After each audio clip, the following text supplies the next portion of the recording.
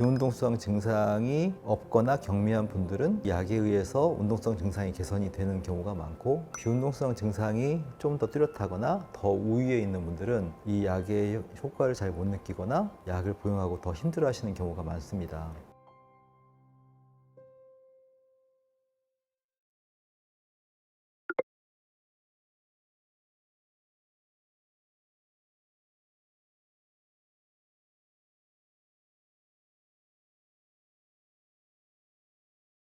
제가 진료를 보면서 생각보다 많은 환자분들이 이 파킨슨병 약을 드시고서 효과를 거의 못 느낀다, 이렇게 얘기하시는 분들이 많아서 저도 좀 놀랐는데요. 그런 분들이 한의원에 더 많이 오시는 거겠죠. 환자분마다 이 약에 대한 반응이 굉장히 다양한 것 같습니다. 약에 대한 환자분들의 반응을 한번 나눠서 생각을 해본다면 한 4가지 정도로 그렇게 유형을 분류할 수 있을 것 같아요. 첫 번째는 약효가 되게 잘 듣는 사람, 약을 복용하고 바로 효과를 느끼고 이 운동성 증상이 개선되는 분들. 두 번째는 약을 복용했을 때 조금 낫긴 한데 그 정도가 충분치 않아서 좀 아쉬워하는 분들. 세 번째는 약효를 전혀 거의 못 느끼는 분들. 네 번째는 약효를 좀 느끼기도 하거나 또는 못 느끼기도 하는데 그걸 떠나서 이 부작용으로 약 복용 자체를 너무 힘들어 하시는 분들. 이렇게 4가지 유형으로 나눌 수가 있을 것 같아요. 약에 대한 반응이 다양한데 왜 그런지에 대해서는 제가 좀 이따 설명을 좀 드리겠지만은, 이 약에 대한 반응을 보는 데 있어서는 이 약이 막 1달, 2달 복용해야 뒤늦게 반응을 알 수 있고 그런 종류의 약은 아닙니다. 빠른 분들은 정말 하루 이틀 만에, 일반적으로는 일주일 이내,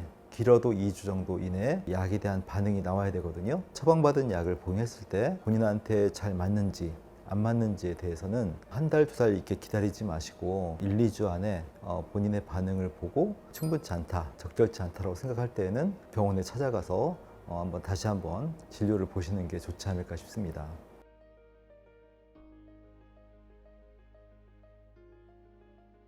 크게 보면 2가지 경우로 나눌 수가 있는데요. 첫 번째는 이제 효연제라고 해서 도파민제가 아닌 도파민의 어떤 활동성을 올려주는 그런 효연제로만 처방이 구성되는 경우가 있고요. 두 번째는 레보도파 성분이 들어간 도파민제가 처음부터 투여가 되는 경우가 있습니다. 환자분이 좀 증상이 경미하고 연령대가 젊고 이런 분들한테는 도파민제를 좀 쉽게 안 쓰죠. 아무래도 도파민제를 쓰면은 이제 장기적으로 그 약효 소진 현상이나 부작용이나 이런 것들이 있을 수 있으니까 처방 시점을 뒤로 미루려고 하는 게 일반적이고요. 서동이 좀 뚜렷한 분들, 그리고 좀 연령대가 높으신 분들, 이런 경우에는 이제 도파민제를 초반부터 투여를 하는 경우가 많습니다. 도파민제를 처방할 때는 처음에 반알, 1, 2주 있다가 그 다음에 한 알, 이런 식으로 올려가는 경우들이 있는데요. 효연제 같은 경우도 약물에 되게 민감하신 분들은 굉장히 좀 초반에 불편함을 호소하시는 분도 있는데, 아주 심한 경우가 아니라면 양을 조절하거나 조금 견뎌보면서 1, 2주 정도 지나면은 소화장애, 어지러움증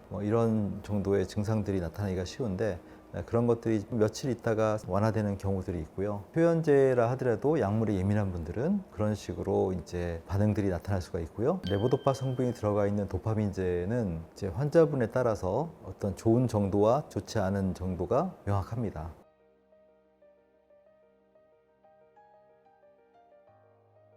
사실 이 부분이 이제 생각보다 원인을 찾는 게 쉽진 않은데요. 제가 나름대로 임상을 하면서 어떤 환자분의 유형과 이 약의 약물의 반응이 좀 연결성이 있다, 이제 이렇게 판단이 되는 것들을 좀 조심스럽게 말씀을 드려본다면은, 약이 잘 듣는 분들은 주로 이렇게 운동성 증상 이런 쪽으로 집중된 분들이 많아요. 파킨슨병은 운동성 증상과 비운동성 증상. 운동성 증상은 이제 서동, 둔한 거와 뻣뻣한 거, 떨림. 비운동성 증상은 주로 자율신경계와 관련된 수면이나 변비, 기타 혈압 조절 이런 것들인데, 레보도파 성분의 도파민제는 서동 중심의 운동성 증상은 좀 개선이 되는데 비운동성 증상에는 그다지 도움이 안 되거나 오히려 조금 더 그 증상을 좀 심화시키는 특성이 있기 때문에, 비운동성 증상이 없거나 경미한 분들은 약에 의해서 운동성 증상이 개선이 되는 경우가 많고, 비운동성 증상이 좀 더 뚜렷하거나 더 우위에 있는 분들은 이 약의 효과를 잘 못 느끼거나 약을 복용하고 더 힘들어 하시는 경우가 많습니다. 왜 그럴까라고 생각을 한다면, 이건 저의 추론이긴 합니다만, 비운동성 증상이 좀 더 뚜렷한 분들, 자율신경계 증상이 좀 더 뚜렷한 분들이 뇌 자체가 이렇게 도파민이 이렇게 딱 PET-CT를 찍었을 때 뇌의 흑질 부위가 많이 줄었다기보다는 상대적으로 도파민 분비는 비교적 잘 되는데 뭔가 활성이 떨어지는 분들, 저는 이거를 이제 뇌의 문제도 있지만은 뇌 외적인 요인, 정신적인 요인 또는 신체적인 요인, 어떤 도파민의 활성을 억압하는 화병이나 기타 신체적인 불균형, 이런 것들에 의한 것들이 도파민의 활성을 억압한다, 이런 식으로 생각을 한다면 약물에서 들어온 레보도파에 의해서 이게 도파민이 만들어지는 건데 그 또한 활성이 억압되지 않겠느냐, 뭐 이런 식으로 생각을 해볼 수가 있겠습니다. 상대적으로 도파민 분비 자체가 부족하고 활성도에는 크게 문제가 없으면서 운동성 증상으로 집중된 사람들은 좀 더 도파민제가 약효가 잘 들을 거라고 보여지고, 그 반대의 경우 분비는 비교적 웬만큼 되는데 활성이 잘 안 되고 뇌 외적인 그런 신체적 정신적 요인이 있는 분들은 도파민제가 효과를 잘 못 보거나 부작용이 나타날 수가 있다, 이렇게 생각을 해볼 수가 있겠습니다.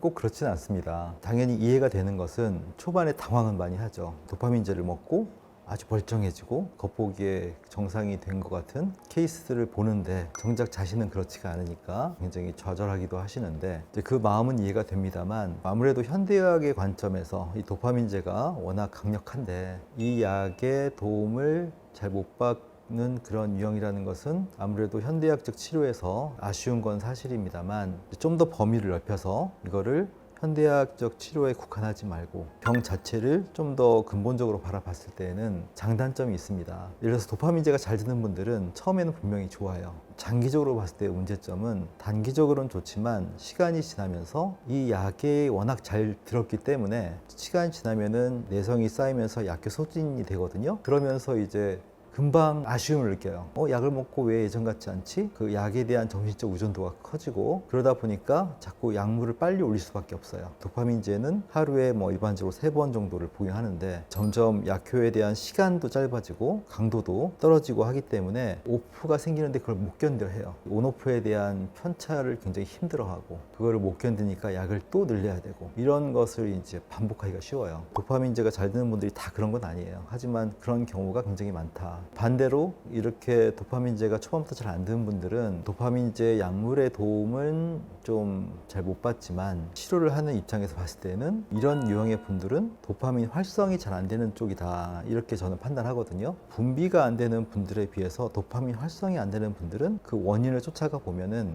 도파민 활성이 안 되는 원인들이 있어요. 그 원인들이 좀 찾아지면은 원인 치료를 할 수가 있습니다. 그러니까 도파민이 분비 자체가 잘 안 되는 거는 이미 뇌에 손상이 꽤 된 거고, 그거를 돌리기는 쉽지 않지만, 도파민 활성이 잘 안 되는 쪽들은 그 요인을 잘 살펴서 뇌 외적인 요인들, 이런 것들은 좀 한의학적으로 개선이 되기가 쉽기 때문에 한의학적인 치료를 하는 입장에서는 오히려 더 좋은 면도 있다. 단기적으로는 도파민제가 잘 듣는 분들에 비해서 호전감을 못 느끼긴 하지만 장기적으로 끌고 가기에는 오히려 더 좋을 수도 있다. 아시다시피 파킨슨병은 장기전이지 않습니까? 그렇기 때문에 그런 부분에서 오히려 더 긍정적으로 생각하실 수도 있다고 봅니다.